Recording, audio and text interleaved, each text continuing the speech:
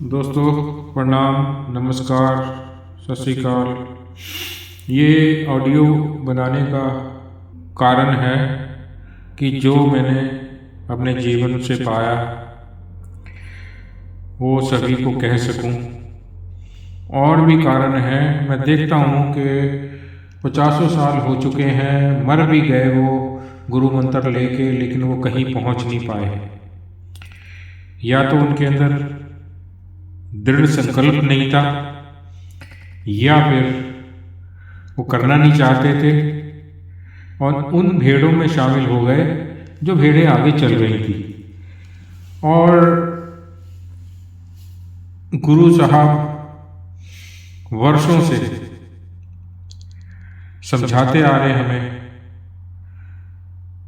कि भाई ध्यान करो ध्यान करो, लेकिन हम इतने ढीठ हो चुके हैं कि हम करना ही नहीं चाहते हैं, या मन में इच्छा ही नहीं है, या वो ईश्वर को देखना ही नहीं चाहते हैं। और ऐसा नहीं है कि ये आज कोई नई बात है, ये हजारों सालों से संत महात्मा हमारे देश में आए और वो एक ही उपदेश देते रहे कि ध्यान के द्वारा अंदर प्रवेश कर जाओ, ईश्वर को खुद देख लो, तो आपका विश्वास पक्का हो जाएगा। क्योंकि कही हुई बातें और सुनी हुई बातें, उसका कोई मूल्य नहीं होता हमारे जीवन के अंदर। हम बहुत जल्दी इसको भुला देते हैं। और कई बार मेरी कईयों से बात होती है तो वो खुद तो करते नहीं है, लेकिन दूसरे का मजाक उड़ाना भी वो पीछे नहीं हटते। कोई मुझे बाबा कहने लग पड़ा, कोई छोटा बाबा कहने लग पड़ा, तो मुझे इससे कोई फर्क नहीं पड़ता। मैंने जो, मेरे गुरु ने जो मेरे को दिखाया, जो समझाया, और मैं प्रैक्टिकल में रहा हूँ हमेशा, और मैंने प्रैक्टिकल करके और उसको ये साबित कर दिया अपने ऊपर ही कि जो हमारे संत महात्मा कहते आ रहे हैं इतने वर्षों से, वो सच है बिल्कुल। और वो सच कब पता लगता है हमें? जब तक हम प्रैक्टिकल में नहीं जाते। तो हमें प्रैक्टिकल में जाने के लिए हमें अभ्यास करना ही पड़ेगा, वरना कोई कहीं नहीं जाएगा, यहीं रहेगा वो 84 की योनि में फंसा रहेगा। वो भूल जाएंगे, वो कहीं चले जाएंगे, या उनको कोई ले जाएगा। क्योंकि ये परमात्मा का खुद का बनाया हुआ नियम है, और उस प्रक्रिया से तो गुजरना ही पड़ेगा, अभ्यास तो करना ही पड़ेगा, उसके बिना हमारी गति नहीं हो सकती। और जीते जी हमारी गति हो सकती है, मरने के बाद गति नहीं होती। मरने के बाद किसने देखा कि क्या हो रहा है हमारे साथ? तो मेरी सभी से ये निवेदन है कि इसको ऐसे देखें या ऐसे सुने। अगर उनको जरूरत है ध्यान करने में, मेरी मदद की जरूरत है, वैसे तो मैं इस लायक नहीं हूं, पर फिर भी अगर उनको लगता है ऐसा कि मैं कोई मदद कर सकता हूं, तो वो मुझसे संपर्क कर सकते हैं। और मुझको कोई बाबा ना समझे, ना मेरे को छोटा बाबा ना समझे, मैं कोई गुरु नहीं हूं, मैं कुछ नहीं हूं। मैं तो एक अंतर यात्रा का एक छोटा सा यात्री हूं, और जो मैंने ध्यान के द्वारा देखा, समझा, शायद उससे आपको कोई मोटिवेशन मिले और शायद आप इस राह पे चल पड़े। तो उम्मीद है कि आप इस ऑडियो को बहुत ही ध्यान से सुनेंगे, और मेरे बारे में ज़्यादा खोजबीन ना करके जो मैं कह रहा हूँ उसी के बारे में अगर ज़्यादा सोचेंगे वो ज़्यादा अच्छा है। मुझे ढूंढने की कोशिश मत कीजिए, मेरी बातों पे ध्यान दीजिए, और उम्मीद है कि मैं आपको कुछ समझा पाऊंगा। तो सबसे पहले आज एक कबीर साहब का शब्द मेरे सामने आया, तो मैं उसी को समझाने की कोशिश करता हूँ, और समय समय पे आपकी दिलचस्पी के कारण ये वीडियो आगे चलेंगी, वरना रुक जाएंगी। तो कबीर साहब कहते हैं, शब्द विहंगम चाल हमारी। शब्द विहंगम चाल हमारी, शब्द का मतलब होता है ईश्वर। अनहद नाद, विहंगम, शब्द विहंगम चाल हमारी। शब्द का अर्थ अनंत नाद, नाद ब्रह्म भी कहा जाता है। अनंत नाद के बारे में कुछ बातें। अनंत नाद ब्रह्मांड की अथाह शक्ति में प्रभावित होने वाला संगीत है। ये आत्मा और परमात्मा का संगीत है। ये लौकिक संगीत का शिखर है। ये ध्यान की समाधिस्थ उपलब्धि है। ये योग की परम अवस्था है। अनंत नाद को सुनने के लिए ध्यान मुद्रा में बैठकर भारी आवाजों को त्यागना होता है। अनंत नाद को भीतर से, अनंत नाद को हम इन कानों से नहीं सुन सकते। उसके लिए गुरु साहब जो हैं वो युक्ति देते हैं, उसके द्वारा ही हम अपने अंदर सुन सकते हैं। अनंत नाद को शुरू करने के लिए श्वास प्रश्वास की साधना, गुरु मंत्र का जाप, अजपा जाप किया जा सकता है। विहंगम, आगे आपने शब्द सुना होगा, अभी मैंने जो बोला, शब्द विहंगम चाल हमारी। तो विहंगम का मतलब क्या है? विहंगम का मतलब या अर्थ है पक्षी। पक्षी के लिए कई और शब्दों का इस्तेमाल होता है, जैसे कि खग, परिंदा, पखेरु, चिड़िया, पंछी, अंडज, गगनचर, नभचर, पतंग। विहंगम शब्द का अर्थ सूर्य भी होता है।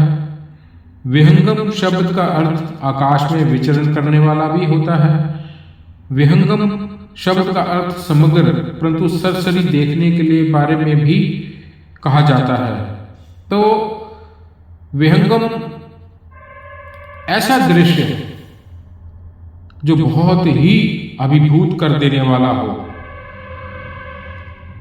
दूसरी बात, आगे वो कबीर साहब कहते हैं, कह कबीर सतगुरु देई तारी, कि कबीर ने या कबीर साहब ने बहुत सारी शरीरों को तार दिया, मतलब सचखंड में लेके गए। सारा जीवन वो यही काम करते रहे, लोगों का भला करते रहे। पिंड अंड से पार सो देश हमारा। पिंड का मतलब होता है ये जो हमारा शरीर जो है, ये जिस तरीके से ये पैदा होता है उसी को पिंड हम कह देते हैं या गोलाकार कह देते हैं। और अंड से, अंड का मतलब है जो अंडे में से पैदा होते हैं। तो कबीर साहब ने कहा है कि पिंड अंड से पार, इन दोनों से जो पार है वही देश हमारा है। वही ध्यान करने वाले जब सचखंड पहुंचते हैं तो उस देश को उन्होंने बोला है कि ये अंड और पिंड से ऊंचा है बहुत ज्यादा। तो हमें जो है वो हर रोज जो है गुरु के बताया हुआ ध्यान जो है वो करना चाहिए और उसी के द्वारा हम आगे जा सकते हैं, वरना हम आगे नहीं जा सकते कहीं पे भी। तो इसलिए कबीर साहब आगे भी कहते हैं, तिनका कभू न निंदिए जो पावन तर होए कभू, उड़ी आखिन पड़े तो पीर घनेरी होए। कभी भी हमें किसी की निंदा नहीं करनी चाहिए और निंदा से हमें कुछ नहीं मिलने वाला, हम कुछ प्राप्त नहीं कर सकते हैं। दोस्तों, तो अब हम आगे की वीडियो शुरू करते हैं। मेरी हाथ जोड़ के उन लोगों से विनती है कि वो निंदा छोड़ के और ध्यान की तरफ ध्यान दें, तो उसी से उनका भला होगा, मेरी निंदा करने से नहीं। और उम्मीद है कि आप मेरी बात को समझ गए होंगे। तो सभी को प्रणाम, सत श्री अकाल, नमस्कार। आज हम ध्यान समाधि की अवस्थाओं को समझने की कोशिश करेंगे। समाधि किसको कहते हैं? ऐसी कौन सी युक्ति है जिसके द्वारा समाधि में प्रवेश किया जा सकता है। समाधि में क्या महसूस होता है, समाधि में कैसे और किस अवस्था में आपको उस परम सत्ता के या ईश्वर के साक्षात दर्शन हो सकते हैं। लेकिन यहाँ कहना चाहता हूँ मैं कि बिना सच्चे गुरु की दीक्षा के ये संभव नहीं है। सावधान करता हूँ कि साधकों को ध्यान की किस अवस्था से आगे बिल्कुल नहीं जाना चाहिए। तो अब मेरी बात ध्यान से समझने की कोशिश करें, पूरी ऑडियो को सुनिए, क्योंकि गहन समाधि साधक के जीवन की वह अवस्था है। इस अवस्था में पहुंचकर ही साधक की ध्यान साधना सफल होती है। समाधि ध्यान की परम शिखर की अवस्था है। इस अवस्था में पहुंचने से पहले साधक को जो भी ध्यान साधना में अनुभव होता है वह सब अध्यात्म की मंजिल पर पहुंचने से पहले के छोटे छोटे पड़ाव मात्र हैं। जिस परम अवस्था तक पहुंचने में साधक हर रोज सांसारिक जिम्मेवारियों और परेशानियों से संघर्ष करते हुए भी ध्यान के लिए समय निकालता है और निस्वार्थ भाव से कड़ी मेहनत करता है, तो इस परम अवस्था को आप कुछ ही पलों में समझ नहीं सकते। इसलिए इस परम अवस्था को एक ही बार में समझने के लिए आपको पूरा ऑडियो को सुनना होगा, क्योंकि कोई भी साधक इसको समझे बगैर कभी भी परम अवस्था को प्राप्त नहीं कर सकता। ये मेरा खुद का अनुभव है।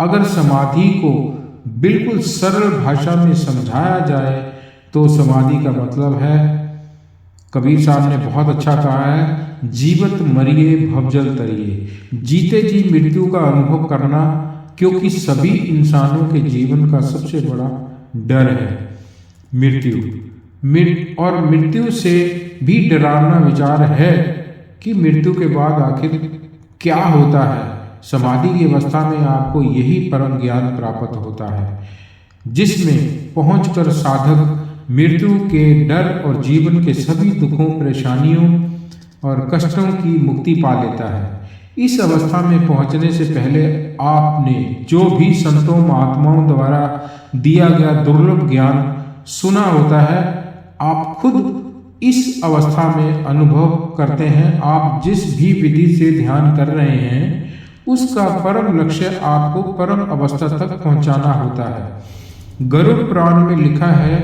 कि जीते जी मुक्ति प्राप्त की जा सकती है, मरने के बाद नहीं, क्योंकि जीते जी ही आप जान सकते हैं कि आपकी ध्यान साधना का क्या फल आपको मिलने वाला है। अन्यथा मरने के बाद किसको क्या मिला कोई नहीं बता सकता।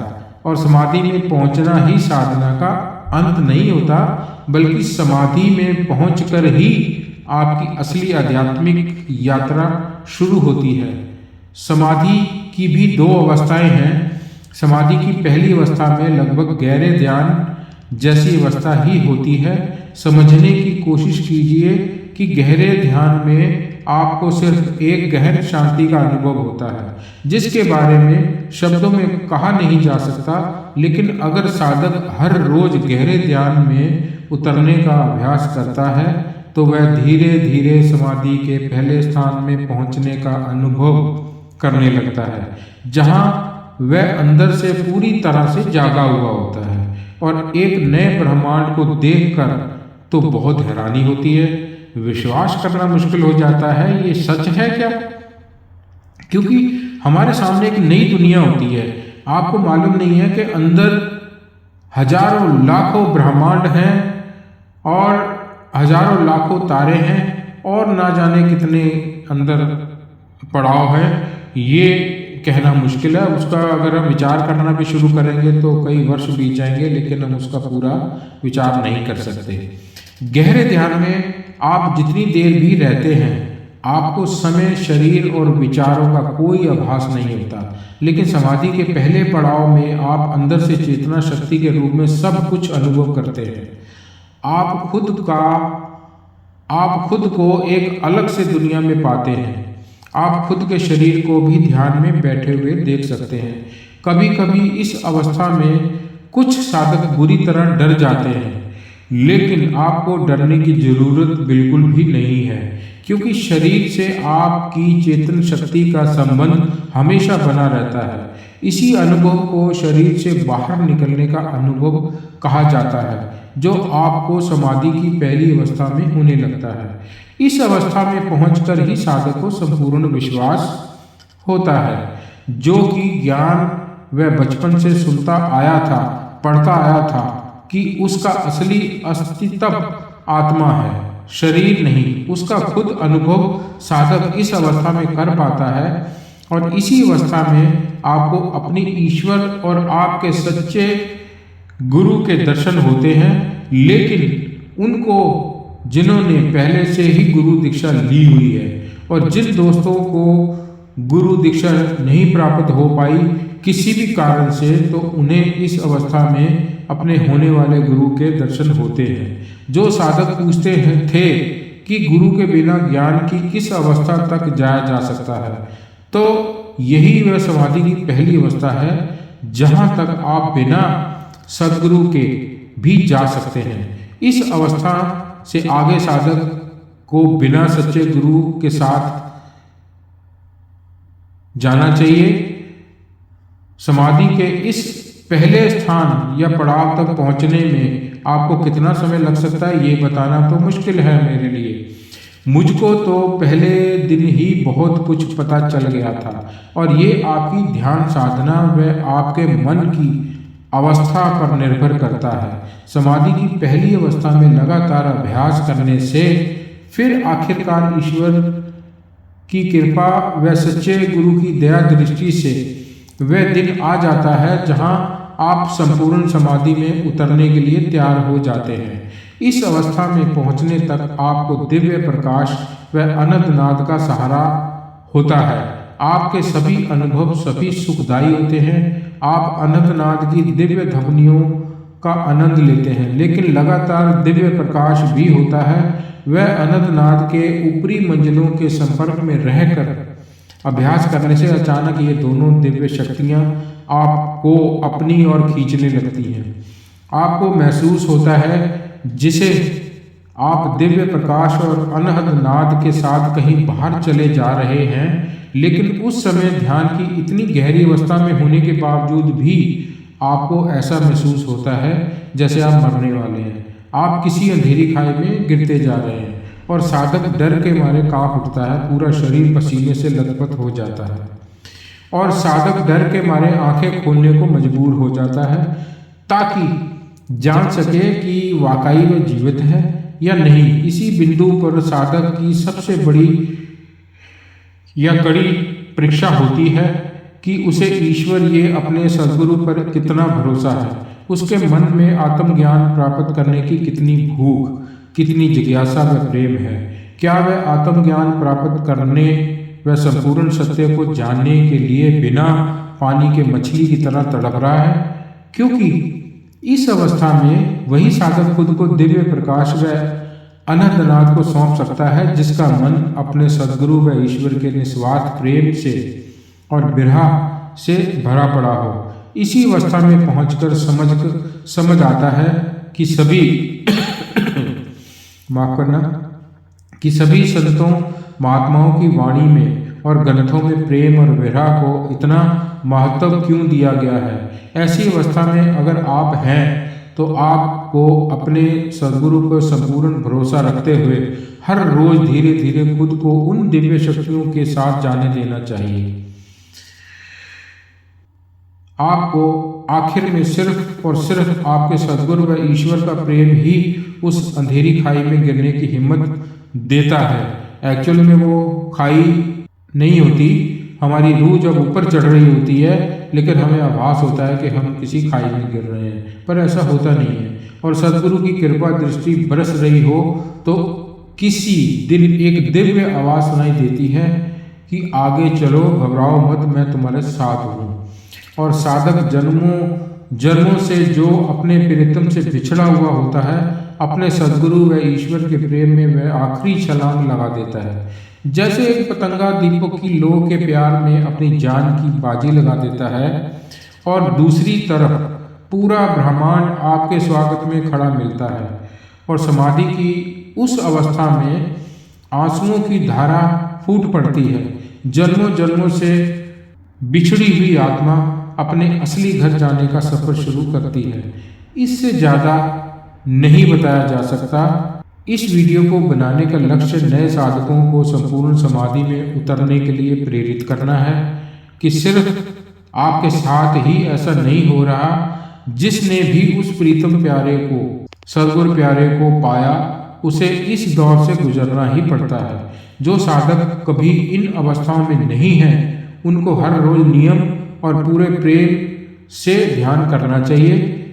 मैं आपको इतना विश्वास दे सकता हूँ कि आपको समाधि की पहली अवस्था तक पहुँचने में कोई भी समस्या आए तो आप मुझसे संपर्क कर सकते हैं। एक बार आप वहाँ तक पहुँच गए तो आपके इस जन्म को सफल करने से कोई काल शक्ति रोक नहीं सकेगी। अगले वीडियो के अंदर मैं इसी तरीके से या ऑडियो बनाऊंगा जिसमें पहले स्थान से पहले शून्य अवस्था क्या होती है और शून्य अवस्था में कैसे हम पहुंच सकते हैं। और चक्र हैं, 14 चक्र हैं। कबीर साहब ने बताया 7 चक्र नीचे के होते हैं, 7 ऊपर के होते हैं। उनका क्या है, हमारी आत्मा जब ऊपर चढ़ने लगती है तो क्या क्या हमें महसूस होता है। एक जैसा महसूस तो नहीं होता किसी को भी, लेकिन हाँ मील पत्थर जरूर कबीर साहब लगा गए हैं। तो मैं हाथ जोड़ के आपसे विनती करता हूँ, कोई वीडियो में कोई कमी हो, गलती हो तो मुझे माफ़ करना। और कुछ लोग जो हैं उनके मन में ये रहता है कि ये हम तो कर ही नहीं सकते, ये तो विरले लोग ही कर सकते हैं। ऐसा कुछ नहीं है। अगर विरले लोग ही कर सकते होते तो गुरु सदगुरु जो है वो सभी को गुरु मंत्र ना देते, वो चुन के देते कि हाँ ये लोग ही जा पाएंगे, बाकी नहीं जाएंगे। तो इसलिए आप अपने आप को कमज़ोर मत समझिए। सदगुरु आपके साथ हैं, वो आपको वहाँ तक लेके जाएंगे, आपको गाइड करेंगे, लेकिन करना तो आपको ही पड़ेगा। इसके बिना कोई गुजारा नहीं है। कोई रास्ता नहीं है। जब तक आप प्रैक्टिकल में नहीं उतरेंगे, ध्यान में नहीं उतरेंगे, आपको कोई कुछ नहीं कर सकता। मदद आपकी सदगुरु मदद यही कर सकते हैं कि आपको रास्ता दिखाएं, बाकी आपकी जैसी मर्जी। मैं तो अंतर यात्री हूँ और मैं कहता ही रहूँगा जो मैंने देखा है। नमस्कार, धन्यवाद, सत श्री अकाल। मिलते हैं अगली वीडियो में। अगर कोई आपको कमेंट करके पूछना है तो वो पूछ सकते हैं। चैनल को सब्सक्राइब कीजिए अगर आपको अच्छा लगता है। थैंक यू वेरी मच, धन्यवाद।